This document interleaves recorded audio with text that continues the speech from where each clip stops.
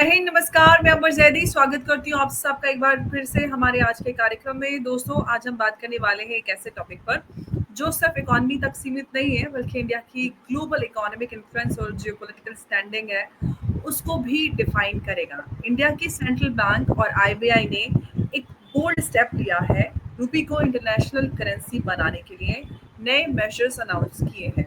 अब सवाल ये है कि क्या सच में ग्लोबल ट्रेड में रुपी को डॉलर और यूरो की तरह स्टैब्लिश कर पाएंगे? क्या नेबरिंग कंट्रीज के बिजनेस रुपी में ट्रेड एक्सेप्ट करेंगे? और क्या आरबीआई का ये जो मेजर है फॉरेन इन्वेस्टर्स और कॉर्पोरेट वर्ल्ड के लिए गेम चेंजर साबित होगा? आज हम इसी पर चर्चा करेंगे और समझेंगे इस मुद्दे को डिटेल में। हमारे साथ एक बार फिर से मौजूद है उमेश जी। उमेश जी, बहुत स्वागत है आपका। जय हिंद, नमस्कार। और जय सबसे सियाराम पहले मैं अमर एक जी। खबर दिखा देती हूँ जो जय सियाराम। उमेश जी, ये खबर आप सब स्क्रीन पे देख सकते हैं जो आपको नजर आ रही है, जिसमें साफ तौर पर नजर आ रहा है कि आरबीआई ने जो बोल्ड मेजर्स लिए हैं, ये आरबीआई का बोल्ड मूव है। उमेश जी, फॉरेन लैंडिंग और रेफरेंस एक्सचेंज रेट के साथ इंडिया का ट्रूली ग्लोबल फाइनेंशियल प्लेयर बन पाएगा क्या इंडिया? या फिर हम इसको बहुत ज्यादा कुछ इससे उम्मीदें न लगाएं? कैसे आप इसको देखते हैं? देखिए, जुलाई 2022 में आरबीआई ने पहले परमिट किया था कि हम अभी जो ट्रेड है हम अपनी करेंसीज में कर पाएंगे। ये भारत को करना पड़ा जी। क्योंकि रशिया यूक्रेन के युद्ध के बाद वेस्ट ने रशिया को एक तरह से सैंक्शंस लगा दिया था। उनके $350 हाँ बिलियन जी। के जो फॉरेन एक्सचेंज रिजर्व है उसको फ्रीज कर दिया गया था। स्विफ्ट इंटरनेशनल सिस्टम से रशिया को बेदखल कर दिया गया था। इकोनॉमिक सैंक्शंस लगा दिया गया था। ट्रेड एम्बार्गो लगा दिया गया था। तो भारत ने सोचा है कि अभी हमें अपना जो एनर्जी ट्रेड है वो हमें रुपीज में करना चाहिए। इसके लिए उन्होंने special rupees Vostro account open करने की परमिशन दे दी थी। और आज हम कम से कम 20 से 25 नेशंस के साथ हम ये ट्रेड करते जा रहे हैं। अब भारत सरकार सोच रहा है कि हम ट्रेड भी कर रहे हैं यूपीआई के थ्रू, हम पैसे का भी आदान प्रदान रुपीज के अंदर हो रहा है। और 2-3 दिन पहले हमने एक जब खबर दी थी कि इंटरनेशनल बॉन्ड मार्केट में रुपीस के अंदर आप डेट रेस कर पाएंगे। अब भारत सरकार बोलती है कि हमारे जो बैंक्स है वो एंटिटीज जो रहेंगे भूटान, नेपाल और श्रीलंका में, उनको वर्किंग कैपिटल रिक्वायरमेंट की जरूरत है तो हम रुपीस में लेंड कर सकते हैं। We can lend for citizens of Bhutan, Nepal and Sri Lanka in rupees। ये सबसे बड़ी बात है। This is a major step towards internationalisation of rupee. और एक जी। चीज है अमर जी, इसके अंदर हमारा जो डिपेंडेंस है डॉलर में वो कम हो जाएगा। फिर रीजनल फिनांस इंटीग्रेशन होगा रुपी का, वो बढ़ाने की बात है। फिर एक्सपेंशन ऑफ रुपीज, मतलब global acceptance of Indian rupees, ये भी बढ़ जाएगी। देखिए, अभी जिस हिसाब से डॉलर को वेपनाइज करता है अमेरिका, भारत के ऊपर भी कभी ना कभी सैंक्शंस लगा सकता है। This is a real risk क्योंकि we are not accepting Russia की। हम रशिया से तो क्रूड ऑयल लेते जा रहे हैं जिसको अमेरिका पसंद नहीं कर रहा है। Donald Trump, Lindsey Graham, Peter Navarro, Lutnick, सब लोगों ने भारत को थ्रेटन किया है। अब फिर भी नहीं मान रहे हैं तो भारत क्या कर रहा है, अपने रुपीस को इंटरनेशनलाइज कर रहा है। अब इन्होंने बोल दिया है कि आप जो एक्सचेंज रेट निकाल के देते हो, rupee against the dollar, rupees against the euro, rupees against the yen, वैसे ही आप बाकी करेंसीज के ऊपर भी निकालो। आप नेपाली रुपी के ऊपर भी निकालो, भूटान की करेंसी के साथ भी निकालो और श्रीलंकन रुपी के साथ भी निकालो। देखिए अमर जी, हमारा जो ट्रेड है with all this countries, it is around $25 billion. और उन्होंने एक तरह से लास्ट मंथ उन्होंने अलाउ कर दिया कि स्पेशल रुपी वॉस्ट्रो अकाउंट में जो विदेशी कंट्रीज का बैलेंस है वो हमारे कॉर्पोरेट बॉन्ड में भी इन्वेस्ट कर सकते हैं, हमारे कमर्शियल पेपर में भी इन्वेस्ट कर सकते हैं, जिससे उनको एक तरह से इंटरेस्ट भी मिलेगा और उनको नुकसान भी नहीं होगा। और ये भी चीज देखिए कि this is a complete internationalisation of रुपी। बस मानता हूँ थोड़ा एक तरह से पायलट प्रोजेक्ट के जैसे कर रहे हैं, पर अगर एक बार चालू हो जाता है वी विल सी कि इसका स्कोप बढ़ जाएगा। जैसे हमने देखा है कि कतर जो है जी। उसका, कतर के अंदर यूपीआई चालू हो गया है। फिर हम इंटरनेशनल बॉन्ड मार्केट में रूबी के ऊपर एक तरह से we can raise money in international market using rupees. BRICS वो करने वाला है मार्च 2026 में $500 बिलियन रेज होगा, जिसके कारण हम लॉन्ग टर्म प्रोजेक्ट्स को एक तरह से सही इंटरेस्ट रेट में हम उठा पाएंगे और नेशंस की ग्रोथ में लगा पाएंगे। ये सब काम हो रहा है और आज आरबीआई गवर्नर संजय मल्होत्रा ने बोला भी है कि रूपी ग्लोबलाइजेशन उनका एक तरह से टारगेट हो चुका है। आरबीआई अब रूपी के अंदर काम करना चाहता है और इंडियन जी। इकोनॉमी अभी जो 4.2 ट्रिलियन है और 7% की ग्रोथ रेट चल रही है, तो आगे जाके $300 बिलियन तो ऐड ही करने वाली है। और जब भारत की इकोनॉमी ग्रो हो रही है, इसमें कोई मतलब नहीं है कि हम डॉलर के ऊपर रिलायंस हो। और हमारा इन तीनों नेशंस के साथ ट्रेड अराउंड $25 बिलियन है। अगर वो रूपी में शिफ्ट होता है, तो हमारा रूपी बाहर भी जाएगा, रूपी ग्लोबल हो जाएगा, ग्लोबलाइजेशन ऑफ रूपी चालू हो जाएगा। देखिए, एक और एक चीज है, जब उमेश जी, हम मैं डॉलर में आपसे एक सवाल करना चाह रही थी, जो आपने वोस्ट्रो अकाउंट को लेकर बात की। उमेश जी, फॉरेन एंटिटीज को वोस्ट्रो बैलेंस इन्वेस्ट करने की परमिशन, क्या ये इंडिया के कॉर्पोरेट बॉन्ड्स और जो कमर्शियल पेपर्स मार्केट है उसको इफेक्ट करेगा? डेफिनेटली होगा। देखिए, अभी रशिया के साथ हमारा जो ट्रेड है $75 बिलियन है। रशिया से हमारा जो ट्रेड डेफिसिट है अराउंड $60 to 65 बिलियन है। तो $65 बिलियन मतलब 5 लाख करोड़ के जो आप समझ लीजिए, ये जो रूपी बैलेंस है वो रशिया के हमारे पोस्टो अकाउंट में जमा होते हैं। अब रशिया क्या कर सकता है, वो जो पैसे हैं हमारे कमर्शियल बॉन्ड मार्केट में डाल सकता है और वापस इसको इंटरेस्ट भी रुपये में मिलेगा। तो मतलब ट्रेड सेटलमेंट, ट्रांजैक्शन सेटलमेंट, सब चीज रुपीस में चालू हो जाएगी। द आइडिया इज कि जो रुपी है उसको इंटरनेशनल करेंसी बनाने के लिए you need three things: trade, trade in the respective currency, second remittances जो होते हैं उसको भी आपको उस करेंसी में करना पड़ता है, फिर थर्ड जो वेरी मच इंपॉर्टेंट है वो जो बॉन्ड मार्केट होता है, फिर बाद में आपका रुपी एक्सटर्नली आप कैसे लेंड करोगे भी इम्पोर्टेंट है। देखिए, ये सब चीज अच्छी है, पर देखो इसमें एक और एक रिस्क होता है कि अगर आपने इन तीनों कंट्री में अगर आपने लैंड किया है और वहां पे अगर वो कुछ डिफॉल्ट करता है वो एंटिटी, तो आपको एक तरह से जो पैसा है वो डूबने का खतरा होता है, क्योंकि इसके बाद फॉरेन मिनिस्ट्री आ जाती है। तो कहीं ना कहीं अगर आरबीआई इंटरनेशनलाइज रुपी को इंटरनेशनलाइज कर रहा है, तो उसको एक स्पेशल विंग बनाना पड़ेगा हमारी जो फॉरेन मिनिस्ट्री में है, जो इस लोन को ओवरसी करती है, और बाद में अगर कोई पोटेंशियल चांसेस ऑफ डिफॉल्ट होता है उसको फॉलो अप करना पड़ेगा उस कंट्री की एम्बेसी से, ताकि रिकवरी मैकेनिज्म में हमको कोई डिफिकल्टी ना आए। तो ये सब चीज एक तरह से बोटलनेक्स है और मेरे हिसाब से आरबीआई इसके ऊपर भी काम कर रही होगी। ओके उमेश, एक और मैं सवाल करना चाह रही थी कि जो हम रुपी को लेकर इंटरनेशनलाइजेशन की बात कर रहे हैं, क्या रुपी की इंटरनेशनलाइजेशन से इंडिया की जो डिपेंडेंसी है डॉलर और यूरो पे, वो कम होगी या फिर जो ग्लोबल फाइनेंशियल रिस्क हैं वो बढ़ेगी?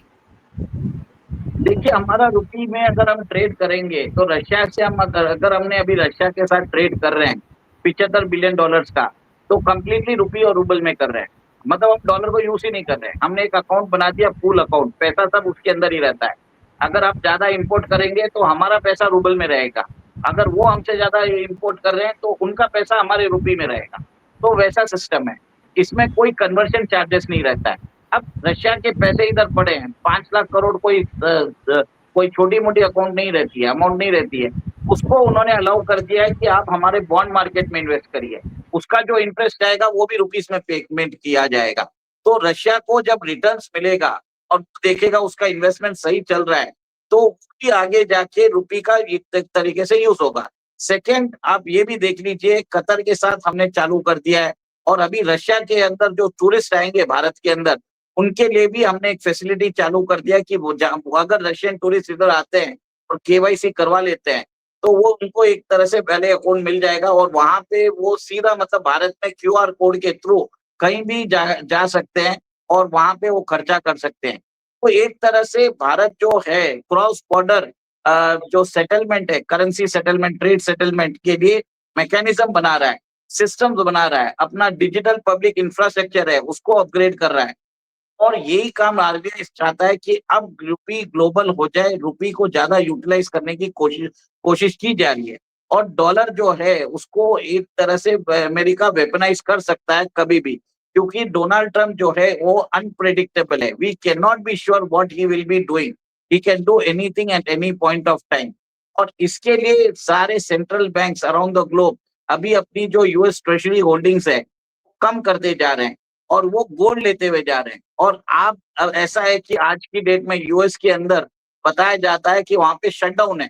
शटडाउन के कारण 7,50,000 जो एम्प्लॉइज है उनके, वो अभी जॉबलेस हो चुके हैं। और बताया जाता है इसके अंदर बहुत सारों को डोनाल्ड ट्रंप निकालने वाले हैं। एवरी डे जो शटडाउन होता है यूएस में $400 मिलियन का उनको नुकसान है और उनकी जीडीपी पे 0.2% इफेक्ट होने वाला है। अहमद जी, ये सब स्टैटिस्टिक्स इसके लिए इंपॉर्टेंट है। 30 ट्रिलियन की इकोनॉमी है, तो ये तो परसेंटेजेस भी होते हैं ना, छोटा मोटा लगता है, ये बहुत ज्यादा हो जाता है। तो कहीं ना कहीं भारत आपको समझ में आ गया है कि यूएसटी जो है उसकी जो रिलेवेंस है as a international reserve currency, उसकी वैल्यू भी घटती जा रही है। और इसके लिए वो चाहते हैं कि खुद की करेंसी को एक तरह से इंटरनेशनलाइज करे, ताकि कन्वर्शन कॉस्ट बच जाते हैं, स्पीडी सेटलमेंट होता है। और जो ट्रेड डिटेल्स होते हैं, ट्रेड और ट्रांजैक्शन की जो डिटेल्स होते हैं, वो मेंबर कंट्रीज के बीच में रहते हैं। अभी क्या होता है, स्विफ्ट नेटवर्क में डॉलर के थ्रू हम अगर कोई भी ट्रांजैक्शन करते हैं, सारी डेटा जाती है स्विफ्ट के पास, और स्विफ्ट का पूरा कंट्रोल अमेरिका के पास है। अमेरिका को मालूम पड़ जाता है कि कौन सा नेशन क्या मंगा रहा है, किस दाम पे मंगा रहा है, और उसी डेटा को लेवरेज करता है लोगों पे सैंक्शंस लगाने के लिए। जी बिल्कुल उमेश जी, एक मैं जियोपॉलिटिकल एंगल से एक सवाल आपसे पूछना चाहती हूँ कि भारत का जो ये स्टेप है उसको अगर जियोपॉलिटिकल एंगल से देखें तो क्या इम्पैक्ट नजर आएगा, और क्या इंडिया की जो रीजनल और ग्लोबल पोजीशनिंग है वो स्ट्रांग होगी, या फिर हम ये सारी चीजें सिर्फ ट्रेड और फाइनेंस तक ही लिमिट रहती देखेंगे? देखिए, पहले जो भारत अपना एक्सचेंज रेट निकालता था वो डॉलर बेस में रहता था। डॉलर को रख के, रेफरेंस पॉइंट रख के वो काम करता था। अब आरबीआई ने बोला है कि आप सारा रिफरेंसिंग जो भी है, you do everything in INR. जो भी आपको जिस करेंसी के साथ आपको रेट निकालना है, तो आईएनआर के अंदर करो, वो पब्लिश भी वैसा करो। तो we are positioning rupee as a alternative to dollar in the long run. अब धीरे धीरे होगा, एक तरह से मतलब इमीडिएटली कोई काम नहीं होता है। देखिए, वॉस्ट्रो अकाउंट जब हमने चालू किया 2022 में, तब बहुत कम थे, और अभी बताया जाता है कि अराउंड 200 प्लस वॉस्ट्रो अकाउंट्स है जिसके अंदर आज हम ट्रेडिंग कर रहे हैं।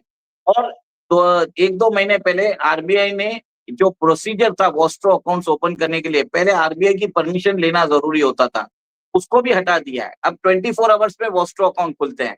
और एक चीज है, जिस हिसाब से उन्होंने ऑथराइज बैंक्स को एक तरह से वर्किंग कैपिटल जो है, डेप्थ फाइनेंसिंग जो है, रुपीस में करने को बोल दिया है विद दिस 3 कंट्रीज। इसका मतलब आप देखिए, भारत के जो बॉर्डर स्टेट्स हैं और जिनके साथ हमारे फ्रेंडली रिलेशनशिप है, जैसे भूटान, नेपाल और श्रीलंका, हम वहां पे रुपीस के अंदर भी लैंड कर सकते हैं। ये आगे जाके आप देखेंगे कंट्रीज लाइक मालदीव्स भी जुड़ेंगे, मॉरिशस भी जुड़ेगा, और भी ये जो कंट्रीज है जो इनके साथ भारत अपने ट्रेड करता है, तो वहां पे भी हम लेंडिंग रुपी में कर पाएंगे। हमें एक तरह से वहां पे करेंसी स्वैप एग्रीमेंट्स करने की जरूरत है, और जी उस कंट्रीज के साथ भी इससे रुपी ग्लोबल होता जाएगा।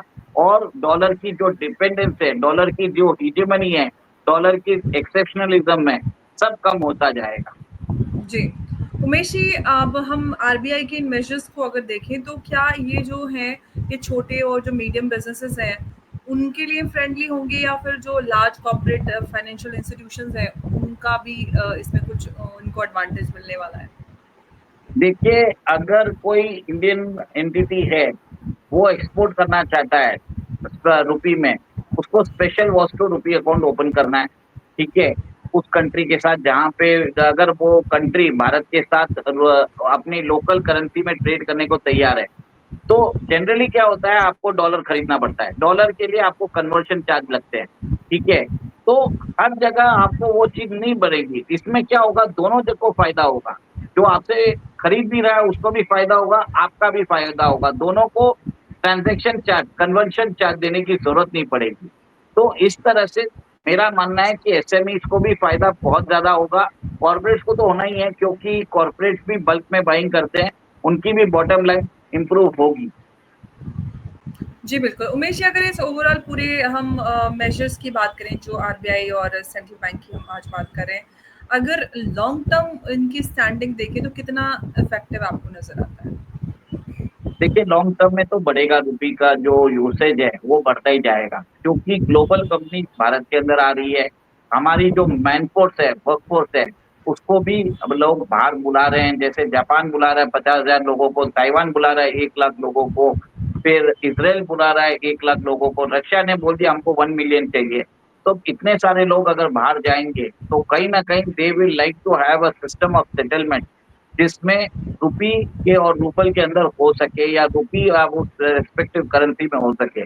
इससे क्या होगा, हमारा यूपीआई स्ट्रांग होगा, रेमिटेंसेस जब होगा तब इसमें डॉलर बेस नहीं होगा। तो एक तरह से फायदा होने ही वाला है। अब कोई भी नो बडी कैन डिनाई, आज नहीं तो देर है सवेर, देर सवेर आप ये देखेंगे रुपी को अपनाना ही पड़ेगा। भी टाइम आ चुका है, जो अपनाएगा उसको फायदा होगा इसमें। कोई भी ढील अगर होगी, उस नेशन को नुकसान, भारत को नुकसान नहीं है। इनफैक्ट रुपी अपनाने से हम दोनों को ही फायदा होगा। तो इन शॉर्ट ये कह सकते हैं कि इसमें सबका भला है, जो दोनों कंट्री जो जिनके बीच में ट्रेड रहेगा, दोनों के लिए ये फ़ायदेमंद रहेगा। बरोबर बोल रहे हैं, क्रॉस बॉर्डर ट्रांजैक्शंस अगर आप लोकल करेंसी में करोगे तो दोनों कंट्री को प्रॉब्लम नहीं होगा, दोनों country will not be dependent on dollar. तो और कन्वर्शन कॉस्ट कम हो जाएगा, उनकी कंट्री का वॉलेटिलिटी जो है, करेंसी एक्सटर्नल फैक्टर जो होते हैं, जो करेंसी वॉलेटिलिटी करते हैं, उसको भी हम कंट्रोल कर सकेंगे। देखिए बहुत सारे फैक्टर्स होते हैं आज, जो फॉरेन ट्रेड करते हैं वो, मतलब ये करेंसी मैनेजमेंट करने के लिए बहुत प्रॉब्लम्स होते हैं। और आपकी करेंसी में ही अगर ट्रेड होना चालू हो जाए तो आपका रुपया इंटरनेशनलाइज होता है, वो लोग रुपी डिनोमिनेटेड रिजर्व होल्ड करेंगे। आज रशिया क्या होल्ड कर रहा है, वो अगर 50 से 60 बिलियन डॉलर्स के रुपीस अगर होल्ड कर रहा है, तो हमारा रुपया को एक तरह से वो होल्ड कर रहा है, तो इससे हमको फायदा हो रहा है ना। आप सोचिए, जैसे हम यूएस ट्रेजरी बॉन्ड्स होल्ड कर रहे हैं, वो इंडिया का रुपीस होल्ड कर रहे हैं।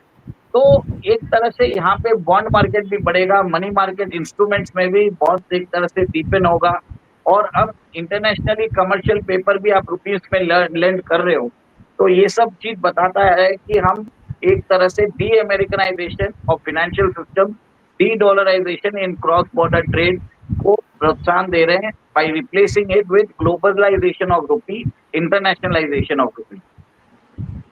ओके, तो इससे हम ये कह सकते हैं इन शॉर्ट के लॉन्ग टर्म में इसमें काफ़ी फ़ायदा होगा, और जो रुपया है उसका चलन और बढ़ेगा, रुपये मजबूत होगा। इंटरनेशनलाइजेशन ऑफ रुपी का जो ये स्टेप है, ये लॉन्ग टर्म में काफ़ी फ़ायदेमंद भारत के लिए साबित हो सकता है। उमेश जी, बहुत बहुत आपका धन्यवाद इस पूरे मुद्दे पर हमारे साथ काफ़ी डिटेल जानकारी आपने हमारे साथ साझा की, और काफ़ी अहम जानकारी और पॉइंट्स के साथ आपने इस पूरे मुद्दे को समझाया, उसके लिए आपका बहुत बहुत धन्यवाद। नमस्कार, जय हिंद, जय भारत। जय सिया राम। जय सिया राम उमेश जी।